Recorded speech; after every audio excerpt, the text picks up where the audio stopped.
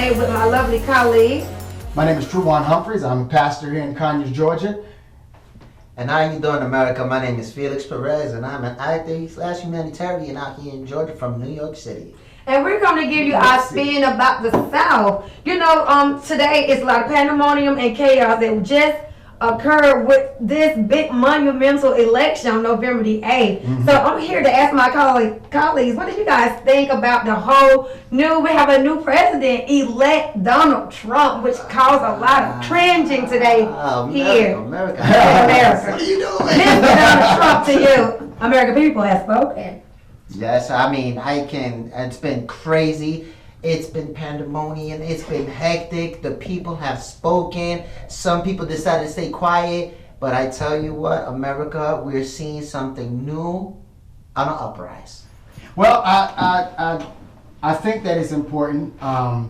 We've had conversation before we actually got here, and I think it's important to, in my opinion, point the fact that I really don't think America spoke. I really don't think that we spoke loud and clear about who we really wanted to be the president of the United States. And I did some background just looking at the past elections. And in looking at the past elections, one of the things that I noticed is that the votes that went for the Republican candidate over the past course of the last 3 elections was roughly around 59 million to 60 million each and every year. But however, when we were voting for our president, our current president, Barack Obama, we were coming out in the Democratic Party, we were coming out and voting from 65 million to 69 million. 65 million in the 2012 election and 69 million in the 2008 election. However, when we came to this election, when we were voting for Senator, for Hillary, we actually came out in the numbers of about 60 million. So we did not voice our vote as we did in the past elections, and I believe that's why we lost. And I want to add on that because a lot of people thought that they really didn't have a candidate that would represent them. Right. However, as was stated, you did not, if you did not, as an American citizen, exercise your right to vote. By default, you voted. Right. By default, if you did not go to the polls on November the 8th, you voted. You did not exercise your right to vote. You did not take in consideration the sweat, the blood, the tears to get you here, to get us to this point. I agree. So I think that if you open your mouth with the lip service, you have no voice. And but like I said, by default, you didn't speak, and it was loud and clear. Maybe in a sense you're right, but I mean I really have to disagree here because we have 2 candidates no one in America wanted as president. I mean, you really got to obviously, someone, because we're talking about 60 million people came out to spoke, so somebody. Yeah, 60 million is a lot about it. It's a lot, but I mean, me being out there, me seeing the different cultures and subcultures and the American people and their personal thoughts, a lot of them didn't want to vote because they was doomed. I mean, they really sat there and they say, am I going to really vote for Hillary when she has so many hidden secrets and agenda? Or are we going to really vote for Donald Trump, a rich man who doesn't respect women, who's constantly lying and thinks that America can be run as his business that he ran from his father's business. Felix, let's go back and let's make sure we understand the point. The point that we're saying right now is that the Republican, the number of votes for the Republican Party was consistent over the course of the last. I understand what you're saying. Yes, when sir. you're saying that we voted when we did not vote, we actually voted. You did. And we're talking about the Democratic Party that was not there. Right. And so the question that we need to ask is, why did we not come out and vote? First of all, we need to understand something, America. President Obama, his term is over. It is over. It is over. I agree. He cannot come back. There is no more third terms. Okay, but you guys tell me something. You have these two elected officials running for president. Mm-hmm. America wants somebody else we can say, hey, I want to vote for that man, that person. We didn't have nobody. Well, that's not true. I agree with him. When I am American, I exercise my right to vote. American? I am American. Okay, all right. I am an American voter. How about that? I'm an American voter who voiced my opinion. But like I said, I'm feeling like Felix here. Okay. I didn't feel like there was a candidate that would represent my totality of what I see or project in the future, leading in for from this second term. However, I still had to come down and make a compromise. It was about compromising to me. I had to choose who I felt was the lesser of the two evil, and I had to say that Pastor. Well, the reality of it is, the American people have voted because Hillary did not even get the swing states. That's and true. She's so hardly. That's true. Let's speak about Ohio. okay. Nothing. Ohio, you look over the course of history of any election, no elected president won its election without won its presidency. There it is. Won its presidency without Ohio. So as the Democratic Party in Ohio did not step up. Let's look at North Carolina. The Democratic people did not step up. However, they out here protesting, talking about Donald Trump is not my But president. that goes against what I'm clearly trying to state. Okay. I mean, you clearly said no presidency has ever won an election without the vote of Ohio and No, North it Carolina. has not. It has not won without the swing state. And you Ohio. really think in this time and ever they're gonna really come out there and vote now when they see that America's probably doing either or? But you had to look back and when President Obama won, he got those swing states. He got Ohio, North Carolina, and Wait a Florida. minute. But anyway, it goes back to what I'm trying to say. The American people, consisting more of the Hispanics and minorities, Thank you. we went out and voiced our opinion. We said, hey, that man is a man of God. American That man people right is there is not- going to oh, no, uplift us. that is not true. American Hispanics Even though are they're Latino, probably although it's a great majority. They are not the majority here in America. The working class, white collar, blue collar, white American, white woman. I hate to say it, use the word Anglo-Saxon. Okay. They are the majority. Hispanic, although in numbers, in your location, your neighborhood, they may be the majority there, Right. but they're not the majority as a whole in That America. doesn't- When I said American people as folks, I'm talking about your Anglo-Saxons, your blue collar working white people. In the end, it They doesn't. came out No, what and we're they came arguing out about, force. what we're arguing Not about, is the arguing, Repu- we're debating. what we're debating about No, is the we're Republican definitely Party debating. came out in the form that they came out consistently over the course of the last 3 elections. Okay, so we can sit here and But I go back and forth, but the reality of it is the Democratic Party that. not show up. So now is the Go ahead. case. What was the loophole then? So Well, I mean- so did the Democrats as a whole then believe that they really didn't have a good candidate? President Obama does not have a 3rd election. If he did, I cannot guarantee you run. that vote If he would did, we wouldn't even be having this conversation. But it's almost like. So do know- you think that the Democratic Party made a mistake to put what's her name, instead of putting Bernie Sanders, putting Miss Hillary Clinton as the face of their election? Well, now that's a whole different conversation. No, that's a now Well, conversation. That's what you're voicing. Well, let's That's go. exactly Watch what you're this. voicing. Let's go back to the That's what you're saying. 2000. Let's go back to the 2004 election. Gotcha. And we all know in the 2004 election we had a Republican. Okay, let's go back. In the 2004 election, President Bush had 62 million. We're still consistent. Gotcha. Senator Kerry had 59 million. So again, we're dealing with the reality of is that the Democratic voice is not coming out.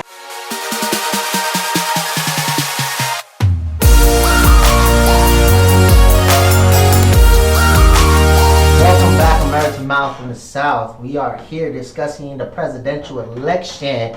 And what do you have to say about that, Pastor? Well, I think there's 2 points that we need to have some sort of dialogue about. The first point that I believe that is important to understand is that when President Obama won the election, he had such a financial backing to money was an overflow for him.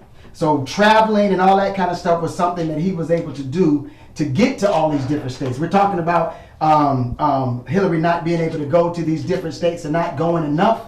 Then perhaps the funding wasn't there to do it as the backing was with Obama, President Obama. But when we talk about President-elect, I gotta get used to saying that, President-elect Donald Trump, funding is not an issue for him. Oh, I mean, to the point where even his own party could not control him because they could not put a umbrella over him based on providing him funding because he didn't need funding. And I think because of that, that's what he appealed to the masses. Absolutely. Because he was out the box. Because he was not your what we call traditional politician who is being, I'm taking your word, controlled by your party because of the Absolutely. money backing up. You can't say so. He was able to appeal to that everyday working citizen Right. who was who He dared. I believe he dared to say what we say every day at our table. Every day. But now, as far as the money concerned, I disagree. Okay. I disagree that she didn't have enough money to get there because you're talking about they paid out 64 million. It said it was a rumor, but 64 million to Beyonce, Jay-Z, believing that they were the face of what we call the black folks in America, which I believe can. To be honest, I think that can. So are we talking about? Let's not beat around the bush. Are we talking about racism here? Yeah, absolutely. Yeah, of course. So are we talking about the African American people not going out to vote? Is that why Hillary lost? I believe so. I believe that a big portion of the Hispanic and black communities felt doomed with either or, and they did not go and vote. I believe that now I believe that because we got President Obama in office was not your what we call the Rainbow Coalition. I agree. I believe that the majority of white has spoken, even the women. We're talking about educated white women. They did not support their deemed lady president. I don't think they support it. I'm thinking there's racism here and definitely sexism in this election. I think it's important to note though. I think it's important to note though. I have a niece who is 18 years old, and I know in the past election that one of the biggest things that was pushed was even going to get the college students to go vote. Now let me say this: my niece just didn't feel the need. I had to actually kind of. Come on, girl, you have the right to vote. You've been given this right. Blood, sweat, and tears were shed for you to get this right to vote. And she just, because again, there was no face. Let's just be honest, there was no Barack Obama. No. That collectively got, so we went back, are we talking about a situation where there's a community that went back to saying, I ain't gonna vote this time? Of course. When those same people, when we were dealing with trying to get President Obama voted in. They showed up. They showed up. By the grove. So because we're talking about a $9 million, estimate difference. That's a big gap. Let's go down back history. When Clinton went for office, you had a big majority of the Hispanic and black communities go and vote for him. You're talking about Bill Clinton, right? Gotcha. When we go and talk about Ronald Reagan, again, we had a big amount of numbers where the black and Hispanic community went out and voted. Okay. This is one election where they did not want to vote because they did not feel comfortable. So I think that I'm thinking it's safe to say it's the Democratic Party of strategic putting somebody there to represent them. I think that the momentum that the Democratic Party had for President Obama was not in place for Hillary Clinton. I believe she was set up for failure. I mean, I believe that also, but at the same time, we can look at their pockets. Maybe Bernie Sanders didn't have enough money to publicize him like that, to push him and put his candidacy out there like that, so he had to fall back. Okay, since we're touching on this, let's talk about the second point that I want to talk about, and we have to have this conversation. Okay. One of the reasons why a young black man out of Illinois who had a great speech in the previous Democratic convention, which was President Obama's coming out party, which is the speech he had at the Democratic convention, the prior one. Right. He came in, remember, back then Hillary was supposed to be our candidate. And all of a sudden, here came this Barack Obama almost out of nowhere. Yes. Are we dealing? So again, there is no Barack Obama this time. No. So Hillary took the step that she wasn't able to take last time. Now we're dealing with the reality of: are we dealing with a situation where people just did not want a woman as the president? I think that also. I mean, I strongly agree also because unfortunately we live in a world where racism still exists, sexism still exists. Differentiality between rich and poor still exists. People's rights are still not for everybody. We say that America is the land of the free. We say everybody in America has the freedom of speech. They have the freedom to build any kind of business they want. But when we look, the presidency, they're not really in the community. Okay. Are you going to really see Barack Obama in Brooklyn? You're going to see him in Crown Heights in the hood, talk about, my peoples, I got you. Yeah, but you don't have to do it. You don't have to. Right. But guess what? The situations that we're going to find in the slums of Brooklyn, New York, or in California, or in Florida, they're not really being addressed. Let's keep it real. They're not being addressed. Well, I want to kick in the clue that are they not there, and tying in this whole finances, because it was my colleague Pastor Humphreys is saying that Hillary Clinton, the Democratic Party, did not have the finances this time to really push their candidate out there. But you got to realize that we are in an age of social media here. And when you think about President-elect Donald Trump, you think about that somebody who capitalized on this whole social media here, even though, and it's free. Just think about it. You went somewhere where social media could take you. You got to say that social media is so popularized, not even among the older, now, not the young people. You got a lot of older people who buying into this whole social media. I think that the Republican Party capitalized in on that. They strategized and said that, you have somebody who is, first of all, what we call a mogul over what we call reality TV. So you got Donald Trump, who's a mogul of reality TV, what I say. He capitalized on the social media. Every time somebody talking, you hear Donald Trump name going back and forth on social media. That's my people call free advertisement. But I still don't. In favor of this is why I the say Republican Party. So why did the Democratic Party not do the same? He knows how to manipulate the system. And you don't think Hillary did not know? She manipulated. She manipulated the whole thing. Wait a minute, listen. As I was watching the results of the election, one of the states they waited, which was Michigan, right? Right. Okay. One of the states, that was like one of the last states, and you know what?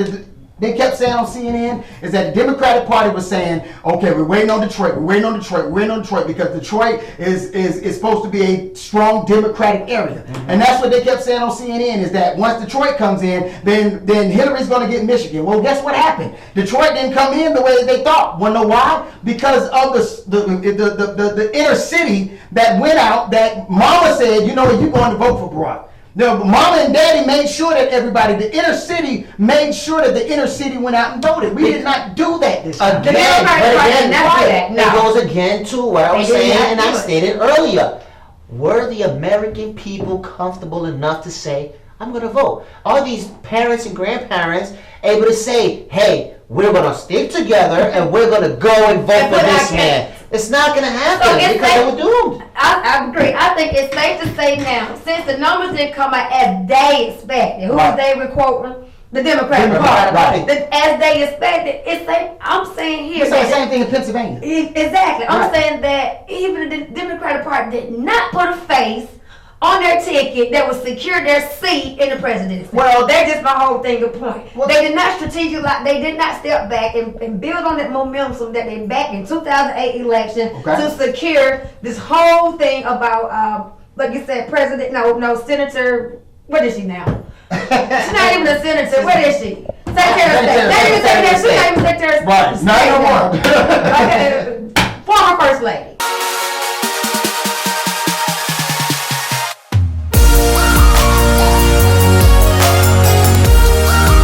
Welcome back, America, to Mouth in the South. I'm here with another colleague of ours, Alan Norwood, a veteran in education. And we are here, Alan. How you doing today? How you doing, man? Oh, I'm doing wonderful. Good. We are here when we're discussing this presidential election. Give us your view on it. Well, you know what? Just to get right to the point on the presidential election, it's just another election, okay? But the one thing that I've been thinking about being an educator, okay? Regardless of how people feel about Trump or Hillary or anybody else, from one human being to another, the bottom line is Trump had a dream and he set a goal and he focused and set his sights on that and he went for it and he conquered. And the one thing that I need to relate to our kids, they need to take the earbuds out their ear. Mm-hmm. They need to stop texting and making phone calls in class and playing with the technology and playing games while they're supposed to be doing their work on task. And they need to start setting their sights and goals on their future so they can go out and conquer and be good citizens and do the right thing and make us all proud. I agree, but you know what? You mentioned the children now. I have to get this because it was something I was driving to work, and I was listening to the radio, and when this presidential election happened the day after, Donald Trump was elected our president, there was a situation where there was this young girl in class, and she was talking, and she's been following through with this presidential election, and it kind of touched me because she said, what are we going to do now? How should we react to this new president?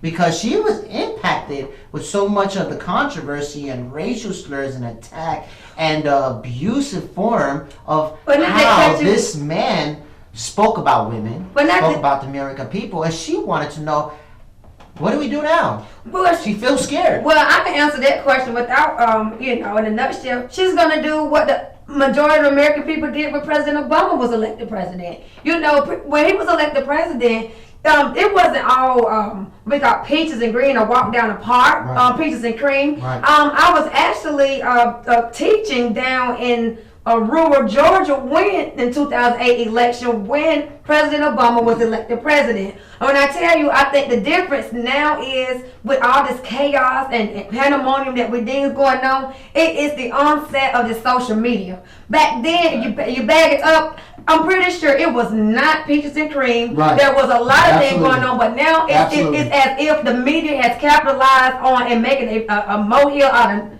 not saying out of nothing, they really is throwing kerosene on something they need to just bag out. If you want the American people to follow and to, comply to this election, you're going to have to pull the media out and stop. I believe the media is actually ongoing this in Anuma that there's chaos going on in America. It's the same thing that happened back in 2008. Of course it is. I mean, it's crazy chaos is going on. It's crazy. It's very chaos. crazy. But have we ever seen such a candidate so outgoing and being so rudely and disrespecting to the American people and be okay with it, even with racism? I mean, he sits there and talks about, we're going to close the borders of Mexico, we're going to stop these immigrants from coming in, but yet his wife is an immigrant. Well, I think there's a whole other aspect of this that we need to look at. Because I think when we're dealing with the youth now, we're having a conversation about the youth, I think the young people are a product of what they are witnessing from their parents. And so if there's a chaotic atmosphere, I have 7 children. And me and my wife, my lovely wife is here with me today. We have 7 children. She's been pregnant 7 times. I have to go down the list. I have to let people know that all 7 are ours. And she's been pregnant 7 times, no twins. But it's important to know that my kids woke up that Wednesday morning, they were saying, well, Daddy, what happened? And I said, well, Donald Trump won. Their response was really based on what I put in them. If there's a chaotic atmosphere that the parents are putting into these kids, if the parents at home saying, oh my God, then that's what we're breathing into our children. I'm sorry. To a certain point, I can agree. But when, like you said, everything's social media, kids are on their tablet, they're on their cell phones, they're hearing people speak outside in their schools, they're hearing it through the radio, and they're hearing and seeing and visualizing these things that's unacceptable in my eyes to the American people. But wait a minute, Felix, because I'll say this. Social media is in my home as well. I believe if now we're tapping into this youth movement in this conversation, I believe that the whole aspect of parenting eliminates what social media can provide. A parent that is inactive with their children can eliminate what social media can put in their ear. Of course. Now from my perspective, and I can only talk from my perspective. From my perspective, my kids knew of my older kids, my younger kids. It's like when you argue, my mom and dad argued. I never heard arguments. I never saw my mom and dad fuss and fight at each other. If they had disagreements, they took it into the room, and when they came out unified. And that's the difference. I agree. And what we're doing is we are allowing our kids It's not that they're just getting getting the table. Right. They're not just getting it on social media. They're getting it at the dinner table. At the table. They're getting it at the dinner table.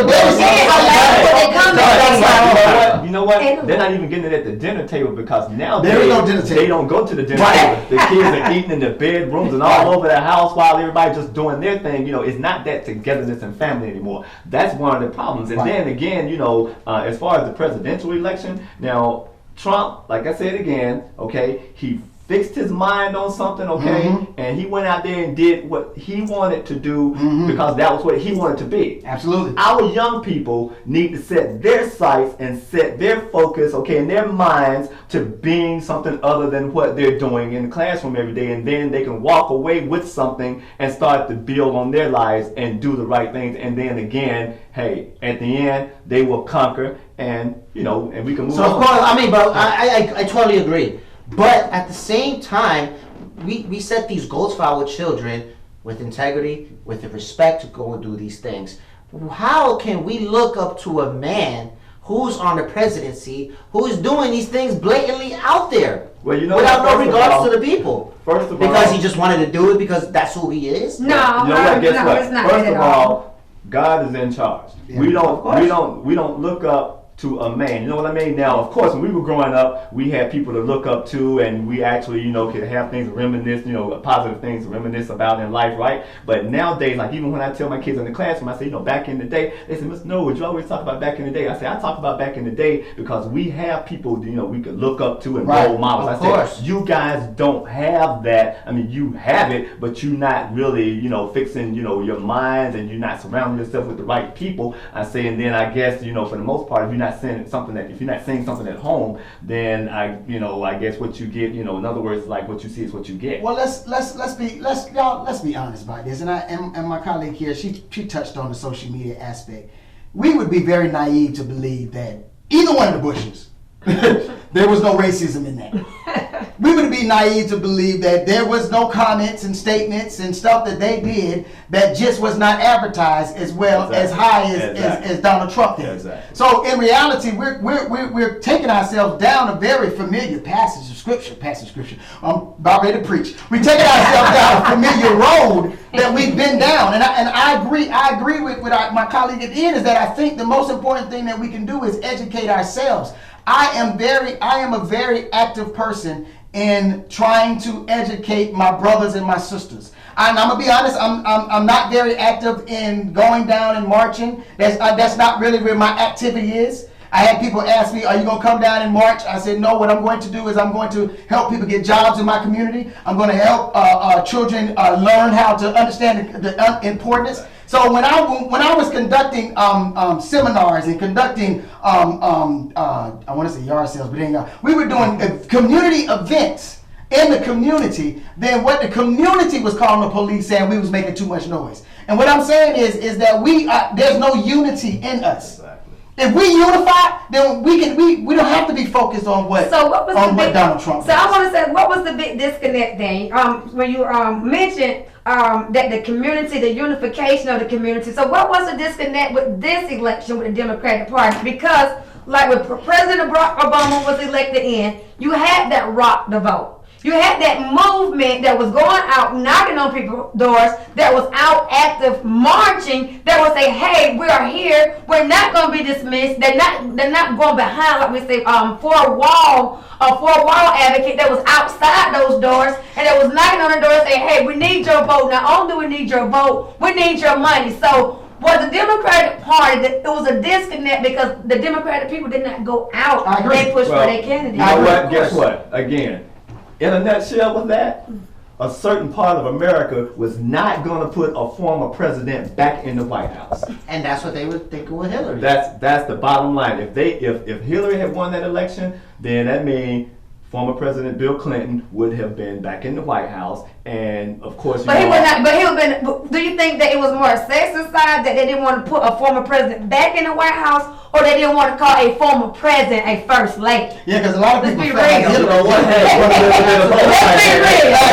be real. A former president and a first lady now. Yeah, but a lot of people That's a spin in the face. A lot of people, listen, a lot of First people, man. They weren't ready for that. a lot of people thought that Hillary was running the country back when Bill was elected anyway. So, But come on, they wasn't giving a name to it, a That's like title Trump there, said, y'all. 30 years of experience, First so lady. she very well could have had a big hand in it. We know which is all well and fine, but the bottom line is, I guess, because of all the controversy and things that happened during that time, with Bill Clinton, I guess, like, again, a certain part of America was not going to put, a president. But watch this. Now, I truly feel in 4 years, Michelle Obama could run, but guess what? Will, again, a certain part of America put a former president back in the White House?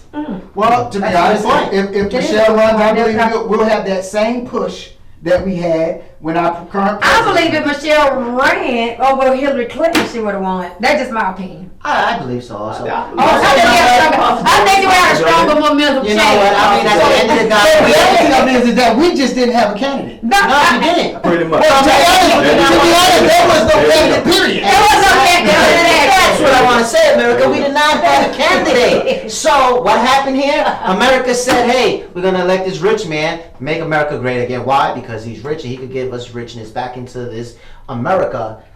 Whether it was going to be done wrongfully or right.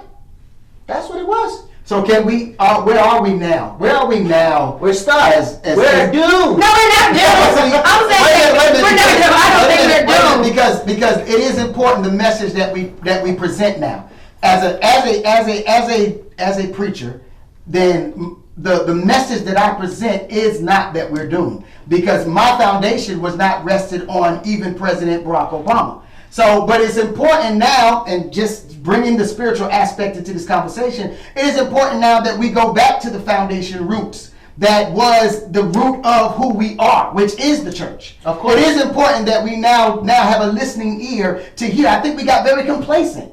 I think we got very comfortable with President Obama, and everybody. If we all know, if he would have had a third term, we would have this conversation.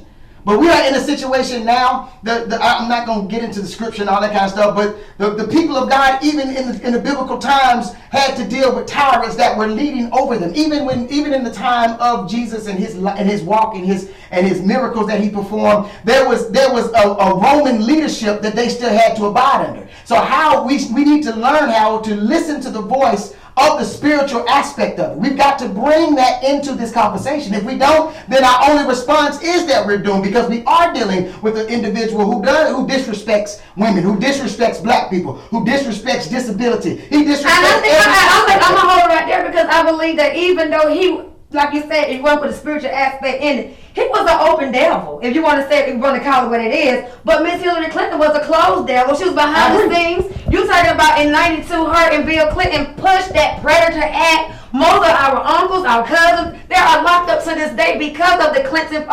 administration for that act that did your son. My cousin is a predator. So what are we saying here? Is that he's racist and she's not? No, I'm saying that he's an open racist. No, he's an open racist. You know where that devil coming from, and you don't know where she's coming from. That's what I'm saying. And I think you're right, because a lot of people would say, I prefer to deal with the open one than the hidden one. My enemy, I'd rather see you barking over your mouth than my enemy who's calling my friend, you're going to bite my hand. And I think that American people, behind these whole email scandals, behind this, I'm not running now, I'm not doing this, I think that the masses, the people, the real people, saw that for what it is. They say, you know what, we'd rather deal with somebody now, we know which way he's going because he's blowing a lot of smoke. When she get back in the office, of course, it was a thing of this continuation of the Obama administration, and now we got somebody on our hand. She's so concealing everything. Right. I don't think that her credit is accurate. I don't think that her credit. She was a credible source for the American people. I agree. You know what though? He went out. You know what?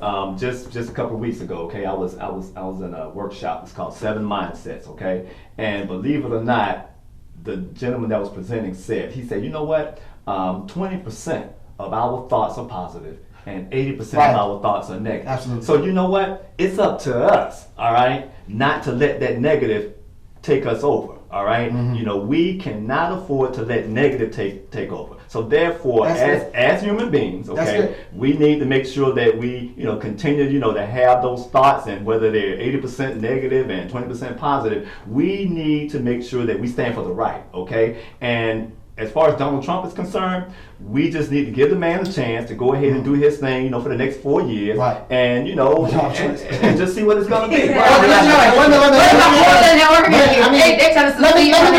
me respond to what he just said about the 20% positive and the 80% negative. That is so true. If you think about it, a lot of times, even when you are telling somebody about somebody, the way that you describe them is based on something negative. And for example, if I say, you remember Tony? You'd be like, no, I don't remember. You remember Tony? No, I remember. You remember Tony that time got locked up and you tried to shoot. Oh, that Tony, that's the one. Right. So we even define people based on the negative. So if the reality of it is that we are in a situation where we've got to find the positive. My father's a bishop, and one thing that he always says is, if you find the good, you find God. Mm-hmm. And we got to find the good, y'all. We got to find the good even in our president-elect, Donald Trump. We have to find the good. Abraham Lincoln quoted that as well. Well, it is. I didn't know Abraham Lincoln. I didn't know good in this man. Abraham Lincoln quoted that. That was Abraham Lincoln quote. I don't believe that there's no good in him. I believe I believe that there's a foundation that he is stayed on. I believe that even in some of the things that he promised to the Republicans, he's not going to even do. Of course not. No, they haven't. You know what I'm saying? No So- president have. But one thing he said, I'm not a politician, so I don't know how to do it the way politicians do it. Well, I think it's about time for somebody who don't know how to do it to get in and do it. And How that about could be that? true. But that could bring us a whole clan of kismet. We had so many who knew how to do it and didn't do it. Well, no, so I I say, mean- hey, give him a chance. I mean- I speak with my colleague here. Okay, we might as well give him a chance. Okay, we're gonna give. All right, let's bring it to another topic. We're gonna give a man who doesn't know politics at all, who only knows business. We're gonna give him the key to nuclear warfare. Well, Now that's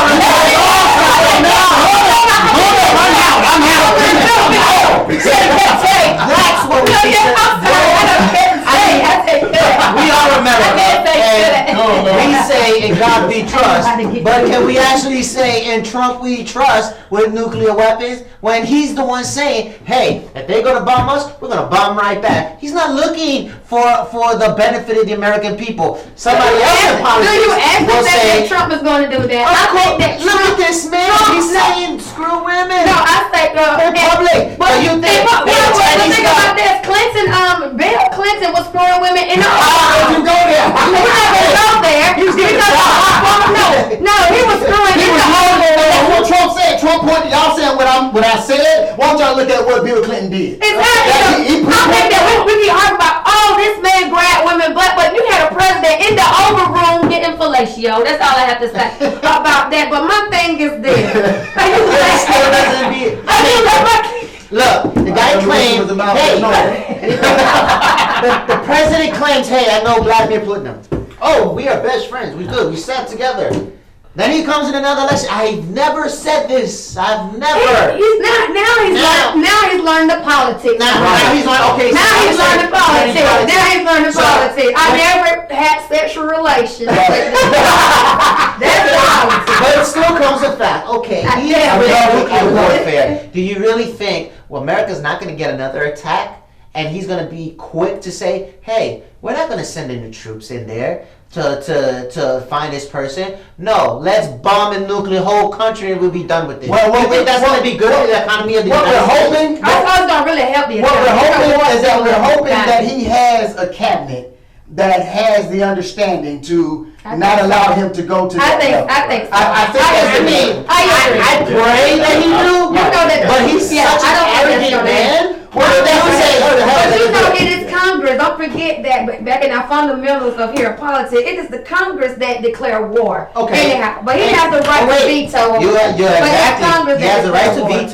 veto. So we and have to guess realize what? who's He in the has the pockets to do it. But He will buy I Congress. think that we waste our time. He's a Not waste our businessman. time. I think that we consume our time by what is the president going to do instead of educating ourselves in who are we putting in the house. Right. Because it is the Congress here that has more power than our president. That's why we don't. It is a democracy, people. It's not a dictatorship. That's why we got checks and balances. And in the thing place. we need to And realize. people with money who buy those. Well, I votes. think that it should be all this energy we put towards educating ourselves about the president. We need to teach our kids, our own babies, how to invest into that House of Representatives and who we're going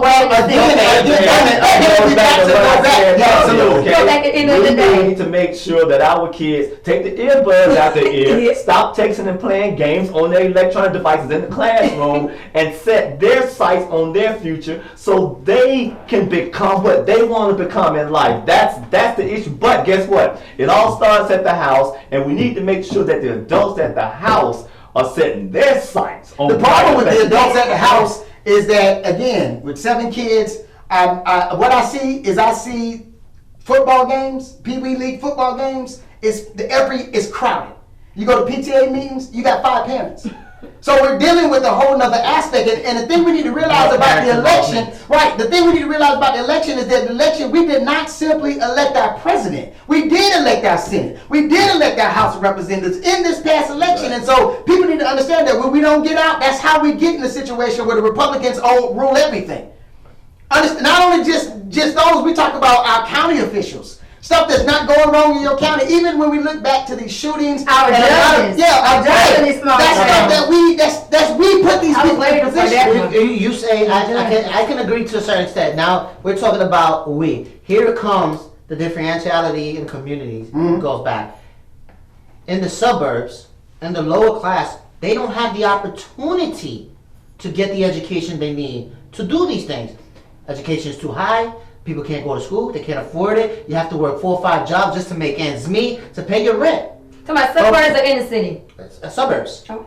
So a lot of the votes from the suburbs are not going to get taken into accountable because they don't have that proper education to do it. But actually, and people are going to overlook it. Hey, you're from the lower class. You don't have the education. Your word means nothing to me. But This is actually- America but that we actually, live in. Let's face the fact. This is the America that we live in. Well, the whole presidential debate did not deal with the lower class. Right. The presidential debate dealt with the middle class. That's who That's who put them in even office. even when Right, that's even who when put them in Barack office, Obama the was middle doing class. it, the whole conversation It's the middle about class. the middle class. Because they had But nobody then- to but we knew we had the middle class. suburbs that actually, help put them back in there. They So, did, they the did. bottom line is, it's not so much of they weren't educated. It's, you pretty much go off of your feelings in presidential elections. Okay, I mean, you don't just really go out because really, if you listen to all of them talk, somewhere there's a fine line where there's a lie or two being told. Absolutely. So the bottom line is, everybody gonna tell you what they want you to hear. Absolutely. Okay, and then they might say some things you don't want to hear, but the bottom line is, the majority of the time,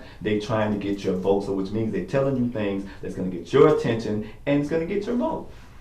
Well, in the end, y'all, we are innocent, y'all. And see, that's a Southern coming out of me. But in the end, we are looking at a situation where we now have President-elect Donald Trump. All of us are sitting here still trying to breathe that out and try to digest that. We have to figure out how are we going to survive. And my concern, when I woke up today with my wife, she took me out. We had at the hotel. We enjoyed ourselves. But when I woke up today, she said, "Baby, how you feel?" I said, "You know what? I'm full, and I'm full because my wife, who's a breast cancer survivor, is still here and doing strong and doing well. And I got 7 kids who are doing strong and doing. So my focus is making sure that my house, my children, understand what they need to do to be successful. I can't base this off of Trump, just like I didn't base it off of Obama. So true. Right. My thing is to make sure that if that's something that we can begin to teach to our brothers and our sisters, then we can. Donald Trump cannot affect our homes There you go. in that manner There you when go. we're unified. There you go. I agree. I agree. Period. Point blank. Let Dad come home and be with Mama. That will wrap us up from the mouth of the South. Thank you for joining us today, hearing about the topics that the South put its spin on this year's election. My name is Danielle Butler. You've been tuned to my lovely colleague, Pastor Humphreys, Mr. Felix Perez, and Mr. Alan Norwood. Thank you, and next time we'll see you again. Later, America.